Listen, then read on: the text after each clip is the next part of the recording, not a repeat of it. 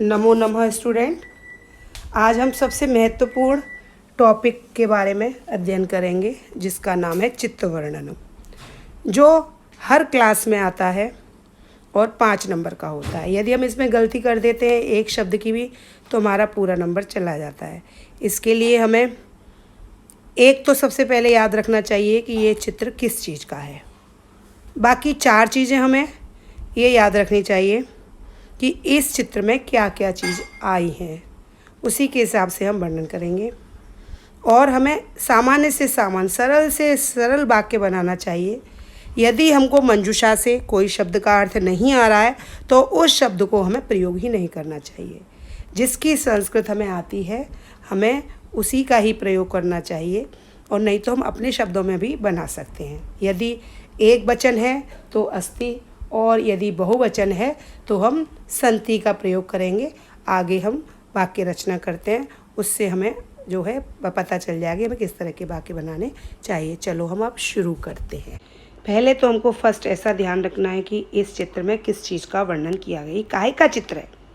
फिर एक एक चीज़ को चूज़ करके हम रख लेंगे। जैसे मैंने इधर वन लिया है, वन का चित्र है। एक कौआ है तो काका लिख लिया है। एक सूर्य है तो सूर्य लिख लिया।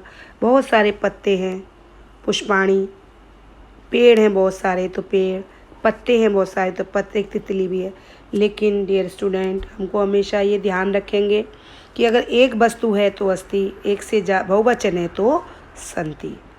और जिनकी संस्कृत हमें आती ही नहीं है उन शब्दों को हम लेंगे ही नहीं।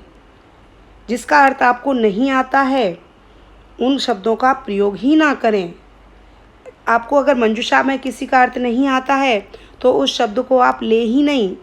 आप अपने शब्द ले सकते हैं जिसकी आपको संस्कृत आती है। तो चलिए अभी हम आगे बढ़ते हैं। हम करते हैं पहला चित्र वर्णन कि यह चित्र काय का था, वन का। मैंने बोला इसमें पहले सेंटेंस में सिर्फ हम षष्ठी विभक्ति लगाएंगे, तो उसमें अस्ति ही लिखेंगे हमेशा। यह चित्र काय का है, क्योंकि चित्र एक है इसलिए अस्ति। तो इदम चित्रम वनस्य अस्ति। सेकंड, इस चित्र में बहुत सारे पेड़ हैं, तो मैंने बोला अगर एक है तो अस्ति, बहुत सारे हैं तो संति। तो इसमें पेड़ पुल्लिंग है तो हमने लिखा वृक्षाः सन्ति। अस्मिन् चित्रे वृक्षाः सन्ति।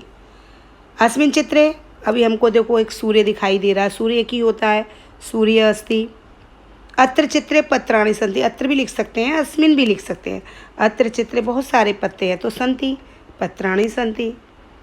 इस चित्र में देखो एक कौआ भी दिखाई दे रहा है तो अस्मिन् चित्रे काक अस्ति।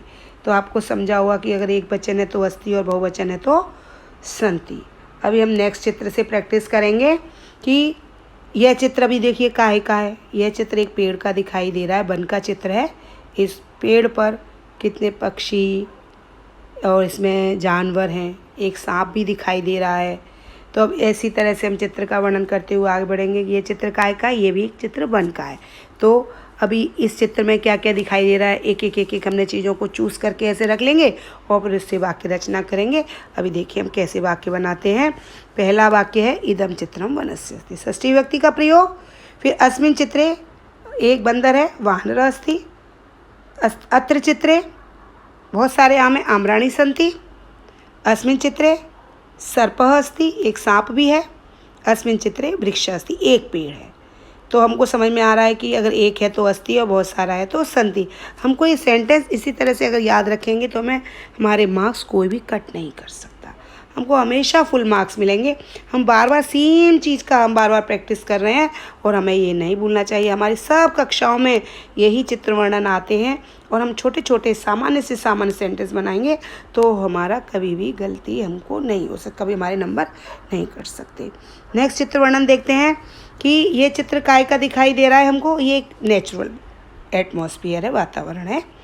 और इसमें देखो एक नदी है, बादल भी दिखाई दे रहे हैं, पेड़ भी है, पर्वत भी है, सूर्य भी है। तो अभी हम इस चित्र का वर्णन कैसे करेंगे कि एक वचन है तो अस्ति, बहुवचन है तो संति, और फर्स्ट वाले सेंटेंस में षष्ठी विभक्ति लगा के। तो अभी हम नेक्स्ट चित्र वर्णन करते हैं कि इदम चित्रम प्राकृतिक वातावरण से अस्ति। ये प्राकृतिक वातावरण का चित्र है। अब एक नदी है, अस्मिन् चित्रे नदी अस्ति, नदी एक है तो इसलिए अस्ति। अत्र चित्रे वृक्षाः सन्ति, क्योंकि पेड़ बहुत सारे हैं तो वृक्ष पुल्लिंग है, वृक्षाः सन्ति। अत्र चित्रे सूर्य अस्ति, इस चित्र में सूर्य है, सूर्य एक है। अस्मिन् चित्रे पर्वताः सन्ति, पर्वत बहुत सारे हैं तो सन्ति। तो स्टूडेंट धीरे धीरे आपको समझ में आ रहा होगा कि एक वचन के साथ अस्ति, बहुवचन के साथ में सन्ति।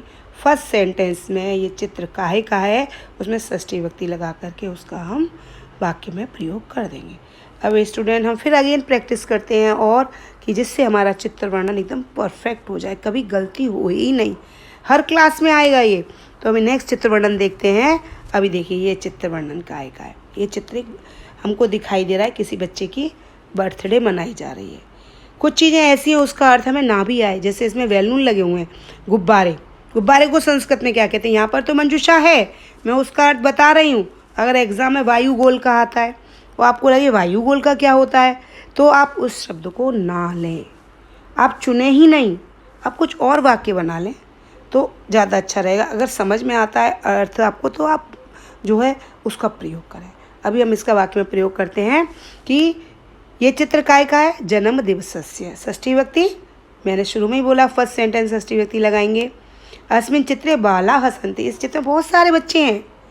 अस्मिन् चित्रे वायुगोलकाः सन्ति, इसमें बहुत सारे गुब्बारे भी हैं। अत्र चित्रे, यहाँ बहुत सारे बच्चे और वो कैसे हैं? प्रसन्न, बहुवचन। अत्र चित्रे बालाः प्रसन्नाः सन्ति। अस्मिन् चित्रे बच्चे क्या कर रहे हैं? कुछ खा रहे हैं। अस्मिन् चित्रे बालकाः खादन्ति, इस चित्र में बच्चे खाते हैं। तो अभी आपको समझ में आ रहा है, एक वचन है तो अस्ति, बहुवचन है तो सन्ति। तो डियर स्टूडेंट, अभी इतने हमने अध्ययन किए हैं, अब हम समझ रहे हैं, बार बार कर रहे हैं, तो आपको आगे एग्जाम में कभी गलती नहीं होनी चाहिए। मैं फिर एक और चित्र वर्णन आपको समझाती हूँ, आप कोशिश करेंगे।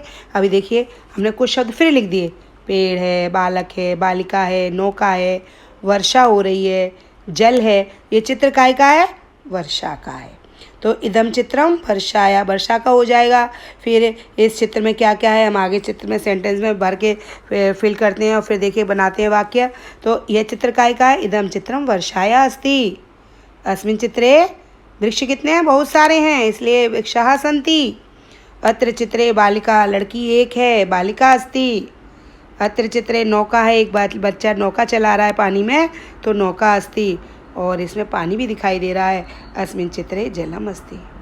तो डियर स्टूडेंट, आपको वाक्य रचना करना आ गया होगा और इसके आगे मैंने थोड़ी सी वर्कशीट दे रही हूँ, तो आप उसमें वाक्य बनाने की कोशिश करेंगे और जैसे मैंने आपको समझाया है आप वैसे ही रखेंगे और अपने आप से मंजूषा बनाएंगे। जो चित्र में आपको चीज़ें दिख रही हैं और जिसकी आपको संस्कृत आती है, आप उसी को चूज़ करके अपने आप मंजूषा बनाएं और वाक्यों में प्रयोग करें, तो आपका चित्र वर्णन कभी भी गलत नहीं होगा। आपको हमेशा फुल मार्क्स मिलेंगे। आगे से आप ध्यान रखेंगे। धन्यवाद।